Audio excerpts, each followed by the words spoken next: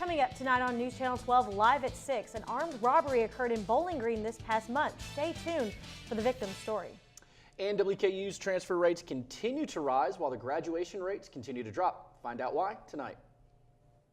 Cooler temperatures today. Bowling Green saw temperatures in the 60s. We'll see a temperature hike tomorrow and storms later on in the week coming up later. This is News Channel 12 live at 6, where commitment makes the difference.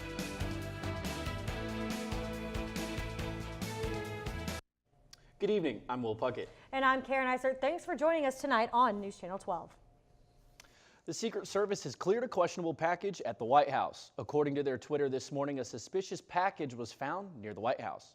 In a series of tweets, the Secret Service announced road closures related to the incident and that the suspect is now in custody. The White House is now cleared and all road closures are open again. Meanwhile, in Kentucky, a similar problem with questionable packages. Officials blocked off several southwestern Kentucky buildings after suspicious packages were found. The buildings include a county courthouse and 2 justice centers that house courtrooms and judicial offices. Police say the packages found at the justice centers in Todd and Logan County, as well as the Todd County Courthouse, looked like explosives. The explosives were later classified as not dangerous, but the Kentucky State Police and Bureau of Alcohol, Tobacco, and Firearms are still investigating. A victim speaks out after being robbed at gunpoint in Bowling Green. Reporter Christy Bollinger has the interview. An armed robbery took place in Bowling Green this past month on High Street. 28-year-old Jenny Van Buren is a resident of Bowling Green and has lived in the area for about 6 years. Jenny Van Buren had just gotten home from work when she went out to her car to retrieve something. When she turned around, a gun was pointed right at her head. So I went out to my car. I sat down in my car. I reached over to grab something out of it. I turned around and there were 2 guys and a gun pointed at me. And one of the guys was like, "Give me your keys." I said, "No."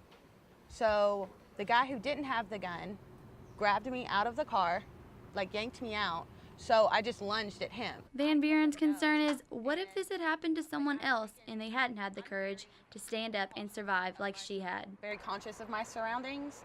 But what if this had been somebody else who was just like, "Yeah, here's my keys." Like, what do you do in something like that? What if this was somebody else who didn't know what to do? Now this is the area where the incident occurred, right off of High Street and 11th Avenue. If you look a little further into the distance, you'll notice that this is all within walking distance to WKU's campus. The BGPD's Public Information Officer, Ronnie Ward, had some advice on what you should do if something like this was ever to take place. So it's just best not to resist, just to give them what they're asking for and let them go. For News Channel 12, I'm Christy Bollinger. The Bowling Green Police Department advises everyone to be cautious when traveling alone late at night. Now, authorities are looking for a man who robbed a Home Depot store in Crescent Springs, Kentucky. This video surveillance capture shows the suspect didn't get an easy getaway. A store employee jumped onto the thief's car and attempted to stop him, and the driver ended up shaking the female store worker off of his car, and he got away. The woman, whose identity has not been released, is recovering from a concussion and bruised hip. Now, anyone with information about the suspect is asked to contact police. Many WKU students expect to graduate in 4 years, but just how many students will actually be walking in May? Reporter Madison Ogg did some research to bring us the numbers. As the end of the semester draws near, new students will enroll, while others will leave WKU with a diploma in hand. But just how many of those students will graduate? According to usnews.com and the WKU Institutional Research Department, 50% of the class of 2017 will earn their baccalaureate degrees. The bigger question is, how long will it take the 50% to earn that degree? The U.S. average to graduate within 6 years is around 50%, the same as WKU.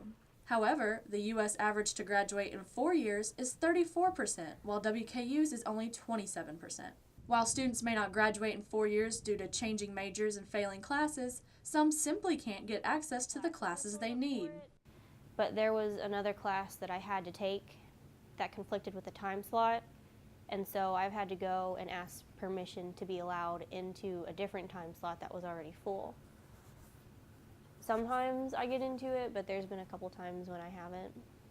Several WKU offices, including the AARC, declined interviews, but according to usnews.com, over 30% of WKU students are transferring elsewhere. So why are so many people throwing in the red towel for another school? Instead of trying to settle at Western and just stay with the program there, even though the campus is great and all the faculty and whatnot were nice to me, it just didn't have what I needed. Whenever I transferred, I felt like the school I moved to had a more established set of courses and better professors for computer science. Overall, WKU graduation rates have slowly increased, but so have the transfer rates. Reporting for News Channel 12, I'm Madison Ogg. This year's commencement ceremony is May 13th in Diddle Arena. Now, Karen, yesterday was an interesting weather event, but not as interesting as this video from Grafenberg, Kentucky. Now, take a look here in just a second. Karen, this is hail. This is not snow. It's not winter. This is late March hail. Now, we do have Kelly McShane joins us for our first look at our forecast. Kelly, what's it looking like out there? We did see some crazy hail yesterday, and we might see a repeat of that on Thursday, but for tonight into tomorrow, we are in the clear as of rain and severe weather. So right now, our highs, Bowling Green reached 64 degrees, 69 over there in Louisville, and up there in Bloomington, 59 degrees, a little bit more chilly up there. Currently in Bowling Green, we're sitting at 63 degrees. With mostly cloudy skies, we do see pockets of sunshine peeping in and out. We have humidity at 78%. It feels a little bit muggy out there with winds out of the northwest at about 5 miles an hour. So currently, Bowling Green's at 63 degrees, 66 up in Louisville, a chilly 66 up there in Bloomington. Over there in London, 62, and down there in Knoxville's the warm spot at 70 degrees. And so today, we're going to be covering so we have warmer temperatures tomorrow, and will that last throughout the week? We also have our severe weather chances for Thursday. It may be similar to what we saw Tuesday, and we also have your weekend outlook for you. All right, now thanks, Kelly. 212 Academy is giving the students the opportunity to get out of normal classroom and into innovative environment. Reporter Lexi Ratterman gives us their latest project.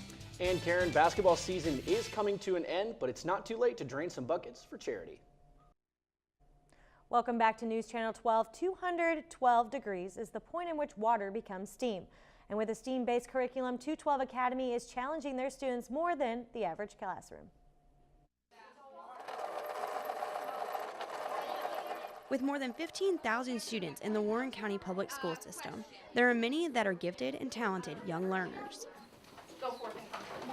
For those students, 212 Academy exists. And the whole premise of 212 is that students are engaged in STEAM-related activities. So everything that we do is pertaining in some way to science, technology, engineering, art, and math.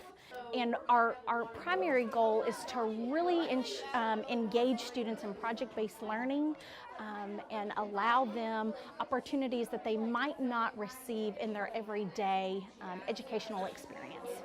4th, 5th, and 6th graders are invited to leave their school and work on their problem-solving skills once a week for several hours. Their latest project, an original invention that can solve one of the 17 goals of sustainability.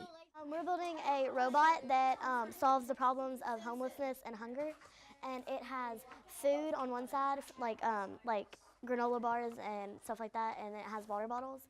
And on the other side, it has like blankets, clothes, a phone, and a phone book so they can call people, and a Salvation Army business card so that they can get help. But this project isn't just about coming up with solutions and making prototypes. Students are going to have to present their inventions to a panel of judges like they're on the ABC show Shark Tank.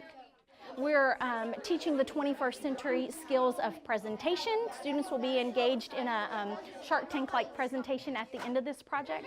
And so we're really teaching students how to engage in a presentation, how you make a presentation engaging, your speaking voice, your eye contact with your audience, all of those different things.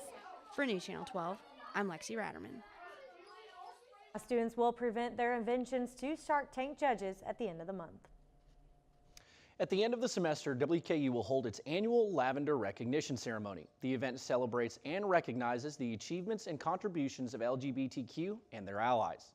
The ceremony serves as a way to celebrate WKU's LGBTQ students of all races and ethnicities.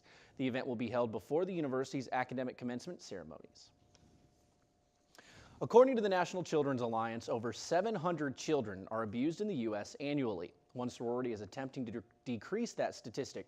Reporter Kirsten Kirk brings us more.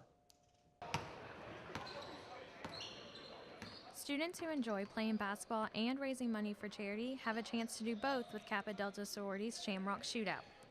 The sorority hosted the 5-on-5 basketball tournament to help raise money for Prevent Child Abuse America. Kappa Delta President Ann Thomas Belcher says Shamrock Shootout is an opportunity for anyone to come together and have fun. This is our 15th annual Shamrock Shootout, so this year we have about 63 teams that our members collected and got together for this event. They're representing all different age ranges, all different points of life, and so they're all coming together for this great cause. Sophomore Bobby Kistler believes playing in the tournament is a great way to be with friends and contribute to a great cause. Well, mainly the reason I decided to do this was because not only did my friends want to play in the tournament, but also it's a great way to help children that are abused throughout their life. Throughout high school, Kistler noticed how some of the students around him didn't have a good home life. Memories of these students also inspired him to join the tournament. Personally, in my Montjoy High School down outside Nashville, we always had kids that, you could tell that they didn't have the greatest home life. And so maybe to help come out and raise some money for them, and so that they can hopefully have a better life in the future, means the world to us. Kistler says he played for the victims of child abuse down to the very last second of the game. For News Channel 12, I'm Kirsten Kirk. Last year, Kappa Delta raised $26,000, and the goal this year is around $28,000. Final totals from the event are still coming in. Spring has sprung, and Kelly McShane yet again gives us a look at what's in store for your allergies. And we've got one athlete who's making his way to the turf. Find out who when sports reporter Marcus Browning joins us. Welcome back to News Channel 12. We were a bit cooler than we were yesterday. Highs today, Bowling Green reached 64 degrees, 69 over there in Louisville, 61 up in Cincinnati, and in Bloomington, a chilly 59 degrees. But we do see Knoxville at 72 degrees. They are definitely our hot spot today. So currently, Bowling Green sitting at 63 degrees, 69 down in Nashville, almost 70 like they are with their friends over there in Knoxville, 62 over there in London, 56 up in Cincinnati, and a chilly 46 in Bloomington. And definitely milder weather than we saw yesterday. Currently, we're at 63 degrees with a humidity of 78%. It does feel a little bit muggy outside. It will clear out tomorrow. We will have drier, warmer temperatures. Our winds out of the northwest from 5 miles an hour. Today, we topped out at 64 degrees, right on schedule, and our low was 55 degrees. That's about 15 above average, so we did see warmer temperatures this morning. We didn't see that 89 record back in 1907. Well, oh boy, wouldn't that be nice. We just saw no rain in the bucket today. So right now, we do have that dry conditions. We have that high pressure really dominating our area. That's going to be moving off to our north and east, and it's going to be setting the stage for our next weather maker. Tomorrow, we're going to be mostly clear, but on Thursday, we're going to see another storm system, much like the one we saw on Tuesday. We're going to see those same threats, that severe threat, possibly hail, wind. We're going to see that warm front come through, give us a little bit higher temperatures. We're going to see that cold front with that warm front cause some severe weather into our area come Thursday. And with that severe threat, we have that slight risk, and that means that we do have scattered severe thunderstorms, which means for us, we're going to see damaging winds, we're going to see large hail, and isolated tornadoes. The tornado threat is pretty low, but we can't rule out a pop-up, a spin-up, and we're going to see frequent lightning as well as heavy rainfall. We can't rule out that localized flooding in low-lying areas. So tonight, Bowling Green's going to see 51 degrees, mostly cloudy with some patchy fog late, winds pretty calm. Tomorrow, we're going to see a high of 73 degrees, warmer like I said, patchy fog early in the morning, just in case, keep it in mind for your morning commute, mostly cloudy. And going into tomorrow, bus stop temperature 47 degrees. Coming home from work, we're going to be about 72 degrees. And for the rest of our week, we're going to see clear skies tomorrow with rain Thursday, that severe weather threat like I mentioned. Friday, we're going to see rain as well. Not too much of a severe weather threat for Friday though. Saturday and Sunday, we're going to see partly cloudy skies, pretty clear weather, fairly nice weekend if you have any weekend plans. Monday, we're going to see another storm chance, and Tuesday, we're going to clear up, and then stay up to date on campus with White Scroll Weather at WKU Weather on Twitter. Back to you. Kelly, thank you very much. Now, since we've been filled on with this week's weather, Marcus Browning joins us to give us this week's rundown of WKU sports. Right, and if you want to know more about these stories, you can catch it all on our website at newschannel12live.com. As the sporting seasons transition from basketball to spring football, one WKU athlete is doing just the same. WKU Sports released earlier this afternoon that junior forward Justin Johnson will participate with WKU football, serving as a tight end during spring practices. Johnson still remains an active member of the Hilltopper basketball team, but plans to work out with WKU football for the remainder of the spring activities. But before Justin Johnson hopped in on the activities, Mike Sanford and his new staff hosted the first spring practice last Thursday. The practice began a month-long span of practices leading up to the annual WKU spring football game. All of the practices are open to the public and take place in Smith Stadium on Tuesdays, Thursdays, and Fridays from 4:15 to 6:15. Coach Sanford said he was pleased with the results from practice number 1 from last week. I thought the energy, the enthusiasm was outstanding. You know, there's a lot of changes for these guys. I mean, let's be quite honest. This is the very first time they've gone through practice with that style, that tempo. You know, and I don't even really know, honestly, what practices were like before. But I'll tell you what, they certainly were pretty good because these guys came out and really bought in and flew around. WKU's annual Pro Day took place yesterday, and most of the eyes were, of course, on the same two players that they've been on all offseason. That being offensive lineman Forrest Lamp and wide receiver Taywan Taylor. The two worked out in front of 33 NFL representatives from 26 NFL teams.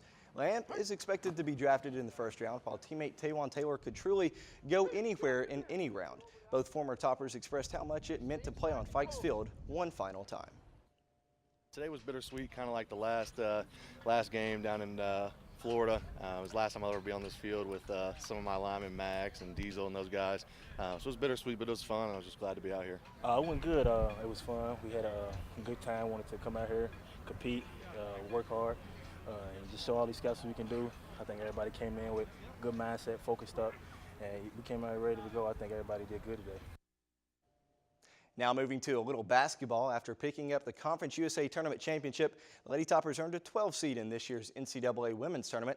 Michelle Carr-Kurt and her team ready to take on 5-seed Ohio State, trying to get that 12-over-5 upset. And Kendall Noble, the senior, led the attack, knocking down a jumper to make it a 7-point ball game after 3 quarters. But unfortunately, Big Ten Player of the Year Kelsey Mitchell would extend the Buckeye lead out to 12 points middle of the 4th. Now Tasha Brown, a sophomore, 2 minutes to play. She takes it in to cut the lead to single digits, but one could say too little too late. Sydney Bob heaves up a buzzer beater, but unfortunately it wouldn't fall. Ohio State secured the win, 70-63 to send the Lady Toppers home. You know, this is a tough one. I was really proud of our group. The game plan was perfect. They executed what we asked them to do. The ball wouldn't go in the hole for us. And you have those nights. Yeah, it was a fun game. It was a great atmosphere. You know, I felt like we had the home court advantage. You know, like we were playing it, but we just couldn't make shots. And I mean, we played so hard. You know, I'm so proud of us. And even though the Hilltopper men's basketball team found an early exit in the CUSA tourney down in Birmingham, the WKU faithful can start looking forward to next year starting tonight. 5-star Hilltopper signee Mitchell Robinson is set to play in tonight's McDonald's All-American game. And Robinson is the first McDonald's All-American in the history of WKU and the first Conference USA player since 2012. The game is currently underway over on ESPN, so flip on over there following tonight's show. For more Hilltopper sports, tune in Thursday at 6 for the Extra Point right here on Channel 12. Thanks, Marcus. Dogs, cats, guinea pigs. Oh my. Find out what the Humane Society's upcoming event is. And Karen Kelly McShane is going to join us one final time to check out the weekend plans for weather. The Bowling Green Humane Society always welcomes volunteers. Reporter Amanda Baldwin visited the shelter to talk about an upcoming event.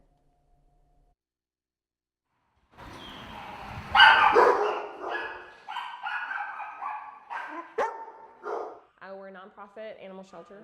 Any of the stray animals, homeless animals, animals that just need to find a new home in Warren County, we're here to help any of them. We take in injured animals, sick animals, pretty much any animal that needs a hand, we're here. One of our big and super fun events of the year is actually in April. It's really cool, 5K. You get to see all the dogs that have been adopted from the shelter or some that will be available for adoption if you're looking. Just a good time for everybody that comes out. It's always one of my favorite events.